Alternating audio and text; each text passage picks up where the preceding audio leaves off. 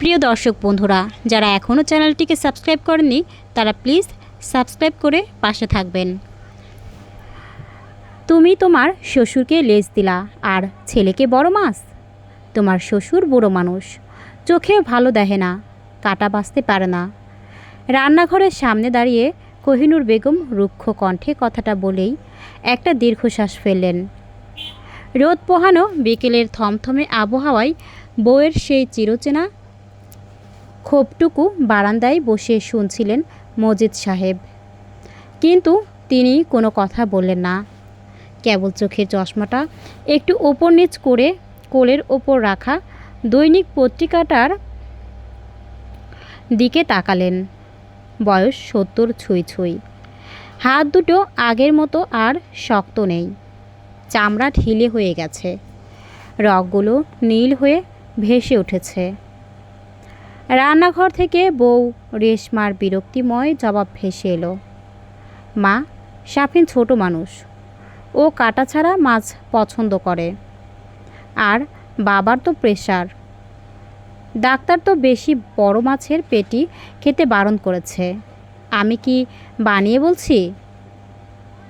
কোহিনূর বেগম আর কথা বাড়ালেন না। তিনি ভালো করে জানেন শাফিনের অজুহাত দেওয়াটা রেশমার একটা পুরনো অভ্যাস। ঘরে বড় মাছ আনলে পেটির অংশ আর সেরা টুকরোগুলো সব সময় সাজানো থাকে ছেলে ফারহান আর নাতি শাফিনের থালে। আর মজিদ সাহেবের পাতে পড়ে লেজ, মাথা কিংবা পিঠের শক্ত কাটাওয়ালা অংশ। খাবার বিষিয়ে যাওয়ার ভয়ে মজিদ সাহেব কোনোদিন মুখ ফুটে কিছু বলেননি। তিনি যেটুকু পান চুপচাপ খেয়ে উঠে যান। অথচ এই মজিদ সাহেব একদিন এমন ছিলেন না। স্কুলের প্রধান শিক্ষক ছিলেন তিনি। সবসময় পুরো এলাকা ওনাকে সমীহ করে চলত। নিজের সামান্য বেতনের টাকা জমিয়ে জীবনের যাবতীয় শখ আহ্লাদ বিসর্জন দিয়ে তিনি ছেলে ফারহানকে নামকরা বিশ্ববিদ্যালয় থেকে পাশ করিয়ে ইঞ্জিনিয়ার বানিয়েছেন। আর একমাত্র মেয়ে সুমিকে ভালো পাত্র দেখে বিয়ে দিয়েছেন। ভেবেছিলেন চাকরি জীবন শেষে নিজের কষ্টার্জিত টাকায় তৈরি এই 3 তলা বাড়ির 3 তলায় এক কোণে বসে স্ত্রীর সাথে বাকি জীবনটা সুখে শান্তিতে কাটিয়ে দেবেন। কিন্তু জীবনের হিসাবটা এভাবে উল্টে যাবে তা তিনি স্বপ্নেও ভাবেননি। সংসারে মূল বিষাক্ততার ছায়াটা এসেছে রেশমা আসার পর থেকে। রেশমা দেখতে সুশ্রী, চালচলনে আধুনিক হলেও মানসিক দিক থেকে ভীষণ উৎসুক আর চতুর। বিয়ের প্রথম দিকে সব ঠিকঠাক চললেও আস্তে আস্তে সে সংসারের পুরো নিয়ন্ত্রণ নিজের হাতে নিয়ে নেয়। বাড়ির নিয়মকানুন বদলাতে শুরু করে। আর ফারহান ছেলে হিসেবে মোটেও খারাপ ছিল না। মা বাবাকে সে ভালোবাসে, সম্মানও করে। কিন্তু তার বড় দুর্বলতা হলো সে মেরুদণ্ডহীন। বইয়ের যে কোনো অযৌক্তিক দাবির সামনে সে চুপ হয়ে যায়। বইয়ের মুখের উপর একটা কড়া কথা বলার সাহস তার নেই। রেশমা যদি বলে দিনকে রাত, ফারহান মাথা নেড়ে সায় দেয় কিংবা চুপ করে থেকে এড়িয়ে যায়। একটু পর ফারহান অফিস থেকে ফিরল। রেশমা হাসি মুখে শাড়ির আঁচল ঠিক করতে করতে ফারহানের সামনে 1 কাপ চা নিয়ে গেল। রেশমার মিষ্টি কথাই মেতে উঠল পুরো ড্রয়িং রুম। ফারহান চা খেতে খেতে বলল, রেশমা, বাবা মার খবর নিয়েছো? বাবা দুপুরে ঠিকমতো খেয়েছে? রেশমা এক মুহূর্ত সময় নষ্ট না করে ঠোঁট উল্টে বলল, তোমার বাবাকে তো চেনোই, সারাদিন মুখ গোমড়া করে বসে থাকেন। মা তো আবার দুপুরে আমার সাথে ঝগড়া করতে এলেন। কেন বাবাকে লেজের টুকরো দেওয়া হয়েছে তুমি বলো? শাফিন তো ছোট, ও কি কাঁটাওয়ালা মাছ খেতে পারে? আর বাবার শরীরটাও তো ভালো না। এত তেল মশলার মাছ কি ওনার সহ্য হয়? আমি তো ওনাদের ভালোর জন্যই করি। অথচ তোমার মা আমাকে সারা দিন শয়তানি মেজাজ দেখান। ফারহান একটা দীর্ঘশ্বাস ফেলল।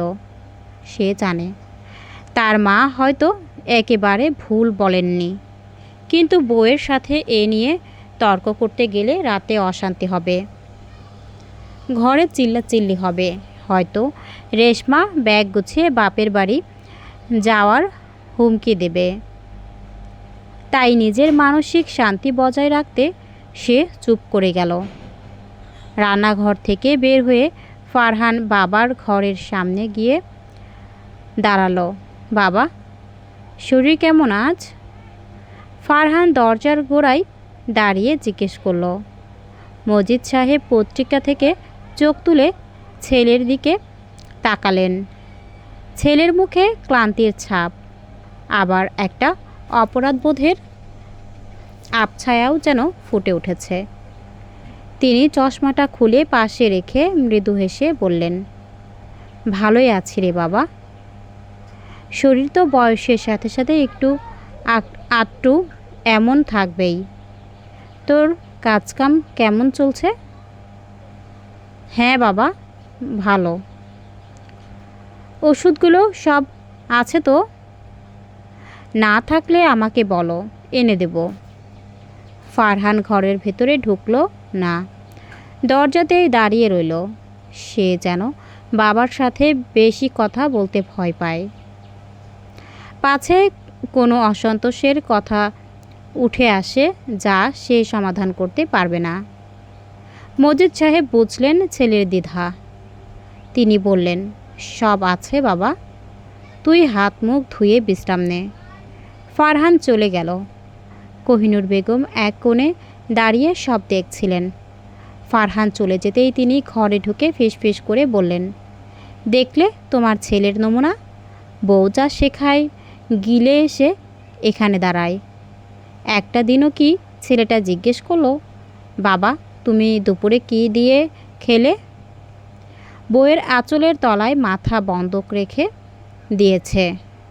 মজিদ সাহেব স্ত্রীকে শান্ত করার চেষ্টা করে বললেন, আহা কোহিনূর, সাওয়ালটা সারাদিন খাটে, অফিসে কত চিন্তা, ঘরে এসে যদি আবার ঝগড়াঝাটি শোনে, ওর কেমন লাগে বলো তো? আমরা বুড়ো মানুষ, কয়দিনই বা আর আছি, যেমনে চলে চলতে দাও। তুমি তো সারা জীবন এই সহ্যই করে গেলে। কোহিনূর বেগমের চোখ দুটো জলে ভরে এলো। ছেলের জন্য নিজের রক্ত পানি করলে আজ সেই ছেলে নিজের ঘরে আমাদের পর করে দিল। বউ যা নাচাই ও পুতুলের মতো নাচে।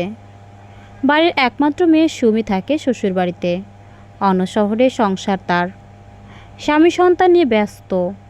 কিন্তু মাসের একবার ফোন করলে মা তার কাছে মনের সব ক্ষোভ উগরে দেন।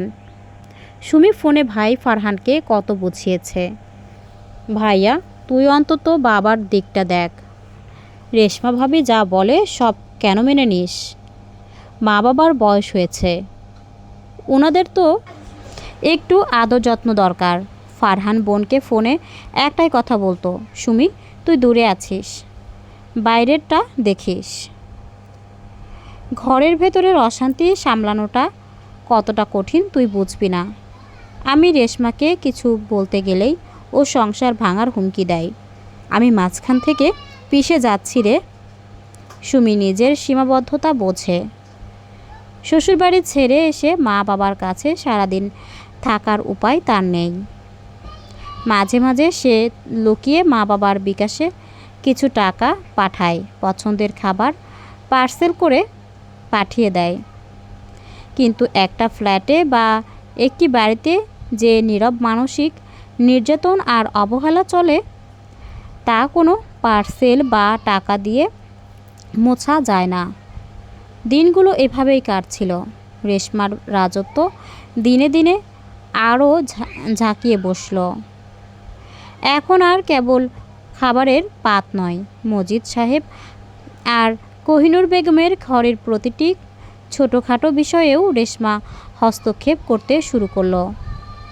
এসি চালানো যাবে না, কারণ কারেন্ট বিল বেশি আসে। বারান্দায় বেশি সময় বসে থাকা যাবে না, কারণ ড্রয়িং রুম থেকে দেখতে খারাপ লাগে। আত্মীয়স্বজন এলে মা বাবাকে ঘরেই বসে থাকতে হবে, যাতে রেশমার স্ট্যাটাসে আঘাত না লাগে। একদিন সন্ধ্যায় মজিদ সাহেবের শরীরটা হঠাৎ ভীষণ খারাপ হয়ে পড়ল। প্রচণ্ড বুকে ব্যথা আর শ্বাসকষ্ট। কোহিনূর বেগম ভয় পেয়ে ফারহানের ঘরের দরজায় ধাক্কা দিতে লাগলেন। ফারহান, ফারহান, জলদি আয় বাবা, তোর বাবার কেমন যেন করছে। ফারহান ধরফর করে উঠে এলো, কিন্তু রেশমা পেছন থেকে বলে উঠল, আহা মা, অত চিল্লাচ্ছেন কেন?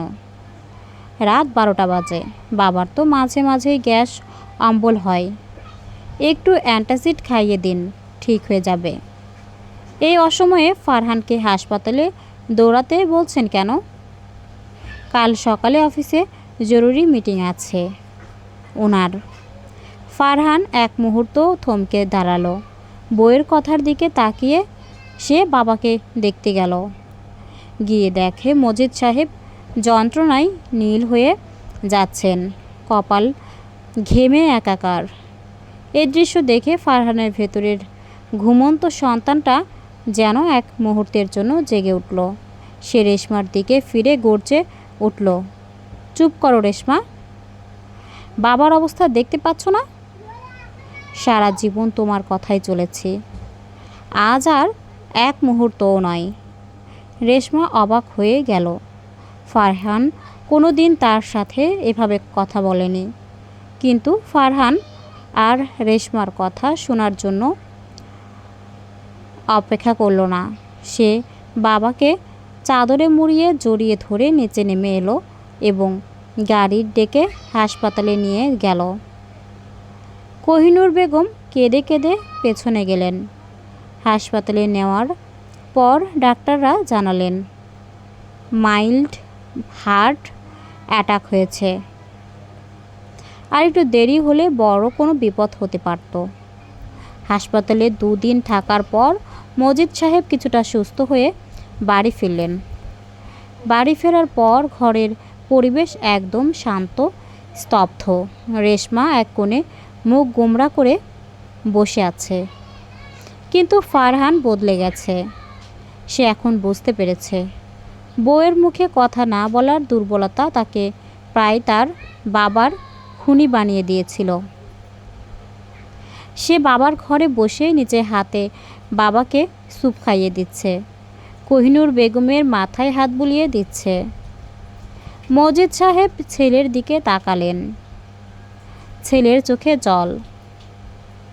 ফারহান বাবার হাত দুটো জড়িয়ে ধরে বলল, আমাকে ক্ষমা করে দাও বাবা, আমি ছেলের হয়ে তোমার পাশে দাঁড়াতে পারিনি। বউয়ের অন্যায় আবদার আর মিষ্টি কথার ফাঁদে পড়ে আমি অন্ধ হয়ে গিয়েছিলাম। তোমাদের কষ্ট দেখেও আমি না দেখার ভান করেছি, শুধু নিজের ভীরুতার জন্য। মজিদ সাহেব কাঁপা কাঁপা হাতটা ছেলের মাথায় রাখলেন। এক ফোঁটা জল ওনার চোখে গড়িয়ে গালে নেমে এলো। তিনি বললেন, ছেলে যখন ভুল বুঝতে পারে বাবা, তখন বাপের বুকে আর কোনো ক্ষোভ থাকে না। তবে মনে রাখিস ফারহান, সংসার মানে শুধু স্ত্রী আর সন্তান নয়। যে মূল থেকে তোর জন্ম, সেই শেকড়টাকে কেটে ফেললে গাছ কোনো দিন টিকে থাকে না। দরজার বাইরে দাঁড়িয়ে রেশমা সব শুনছিল। সে হয়তো পুরোপুরি বদলে যাবে না, শয়তানি মনোভাব হয়তো রাতারাতি মুছে যাবে না, কিন্তু সে এটা বুঝে গেছে। ফারহানের নীরবতার সুযোগ নিয়ে মা বাবার ওপর এতদিন সে যে অন্যায় করেছে তার দেয়ালটা এবার ভেঙে পড়েছে। সন্ধ্যা নেমে এসেছে।